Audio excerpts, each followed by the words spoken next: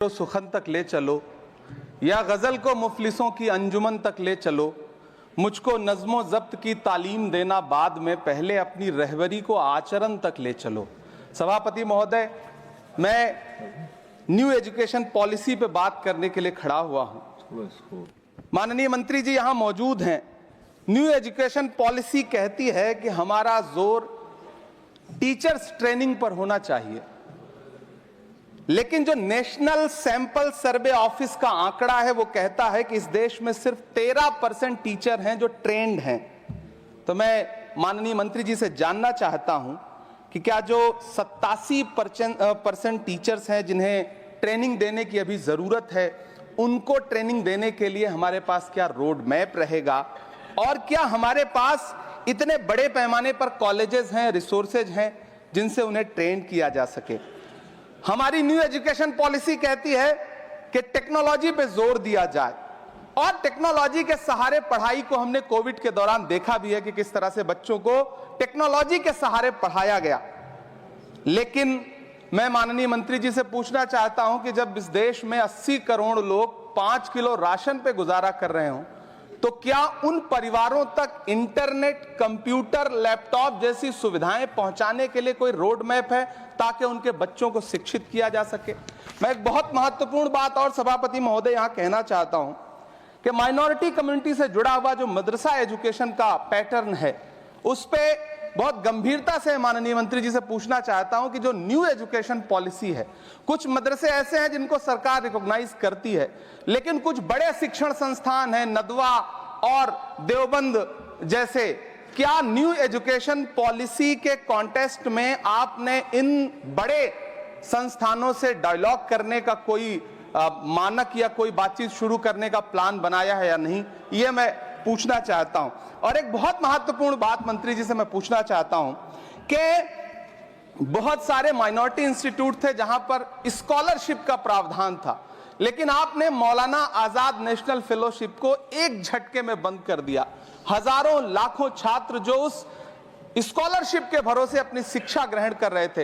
एक तरफ प्रधानमंत्री जी कहते हैं सबका साथ सबका विकास, एक हाथ में कंप्यूटर एक हाथ में कुरान, लेकिन जब स्कॉलरशिप आप बंद कर देते हैं तो गरीब तबके से आने वाला अल्पसंख्यक समुदाय के जो बच्चे हैं, उनकी शिक्षा व्यवस्था को लेकर के, उनकी शिक्षा को आगे बढ़ाने को लेकर के आपके पास क्या प्लान है?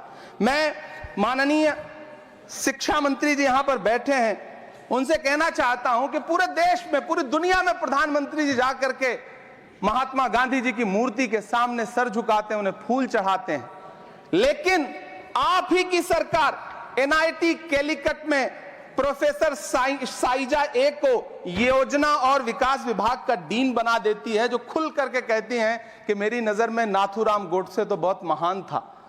तो आपकी नई एजुकेशन पॉलिसी ये है, इस दिशा में जा रही है। मैं आपके महोदय से, सभापति महोदय, ये कहना चाहता हूं कि किस तरह से NCERT की किताबों में सांप्रदायिकता को परोसा जा रहा है। माननीय मंत्री जी, क्या आपके संज्ञान में है कि केंद्रीय हिंदी संस्थान और नीपा जैसे जो संस्थान हैं, उसमें अघोषित तौर पर यह कह दिया गया है कि देवनागरी में लिखते हुए जो नुक्ते लगाए जाते थे, जिनको यह कहा जाता है कि वो उर्दू से आते हैं, उनको अघोषित तौर पर रोक दिया है कि नई छपने वाली किसी भी किताब में नुक्ता नहीं लगाया जाएगा।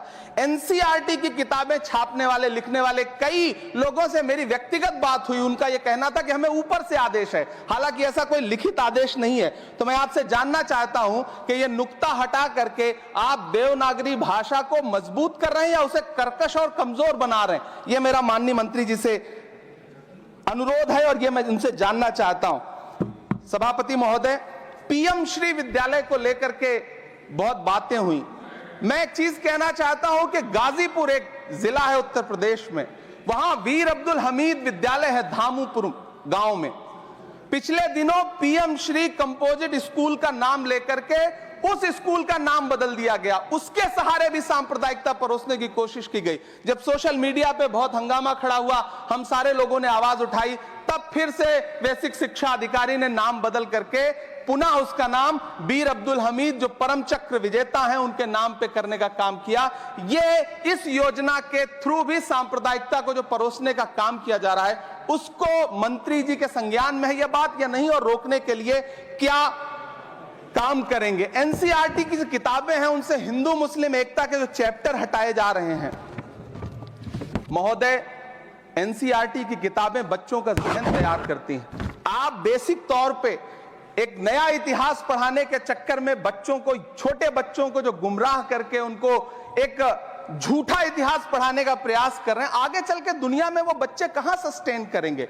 तो मैं माननीय मंत्री जी से कहना चाहता हूं कि शिक्षा और धर्म को एक दूसरे से अलग रहना चाहिए। मैं आज इस विषय पे बात करते हुए एक बहुत महत्वपूर्ण बात और कहना चाहता हूं कि दिल्ली विश्वविद्यालय में पाठ्यक्रम में जो बदलाव किए गए हैं, जिसमें राजनीति विज्ञान के पाठ्यक्रम से भीमराव, रामजी अंबेडकर, मोहनदास करमचंद गांधी, मोहम्मद इकबाल और भारत के संविधान पर आधारित शोध पत्रों को हटाया गया है। दलित लेखक बामा और सुकीरथ राणा को अंग्रेजी पाठ्यक्रम से हटाया गया है। क्या ये चीजें माननीय मंत्री जी के संज्ञान में है? समय बहुत कम है। मैं इस नई एजुकेशन पॉलिसी पर आदरणीय मंत्री जी से और सरकार से इतना कहना चाहता हूं कि आप बदलाव के नाम पर ये जो नई चीजें लेकर के आ रहे हैं, कैंपस में जिस तरह की गुंडागर्दी है, अभी एक माननीय सदस्य ने बोलते हुए जेएनयू का जिस तरह से जिक्र किया कि जेएनयू में इस तरह के नारे लगे, कुछ नकाबपोश लोग आते हैं, नारे लगाते हैं, चले जाते हैं, पुलिस सालों साल गुजरने के बाद उन नकाबपोश लोगों को ढूंढ नहीं पाती है। इतने प्रतिष्ठित शिक्षण संस्थानों को बदनाम करने के लिए जो तरीका सरकार इस्तेमाल कर रही है वो बहुत शर्मनाक है। पिछले दिनों एक महिला भी नकाबपोश जिसने छात्रावास में लाठी बरसाई थी, डंडे चलाए थे, वो आज तक उसकी पहचान नहीं की जा सकी, दिल्ली पुलिस उसे ढूंढ नहीं सकी। जामिया की लाइब्रेरी में जिस तरह से लाठियां बरसाई गई थी, उनके जख्मों के निशान आज तक नहीं सूखे हैं। अलीगढ़ मुस्लिम विश्वविद्यालय को लेकर के वहां के सांसद जिस तरह की भाषा का इस्तेमाल करते हैं वो बहुत शर्मनाक है। माननीय मंत्री जी और सरकार से मैं आपके माध्यम से पूछना चाहता हूं और यह कहना चाहता हूं, आप बदलाव के नाम पर जो नई चीज लाने की कोशिश कर रहे हैं, महोदय, नदियों को साफ मत करिए, उन्हें गंदा मत होने दीजिए, नदियां अपने आप साफ हो जाएंगी। सभापति महोदय, मैं तो कहना चाहता हूं कि जंगल मत उगाइए, बस पेड़ों को काटना बंद कर दीजिए, जंगल अपने आप उग जाएंगे। मैं तो सरकार से कहना चाहता हूं कि शांति स्थापित करने के लिए भाषण मत दीजिए, अशांति फैलाना बंद कर दीजिए, शांति अपने आप स्थापित हो जाएगी। मैं तो कहना चाहता हूं कि प्रेम फैलाने पर लंबे लंबे लेख मत लिखिए, बस नफरत करना बंद कर दीजिए, प्रेम अपने आप फैल जाएगा। ये जो नई एजुकेशन पॉलिसी है, इसमें जिस तरह से गरीब तबके के लोगों को, हाशिए पर मौजूद लोगों को शिक्षा से दूर करने का प्रयास किया जा रहा है, वो बहुत शर्मनाक है।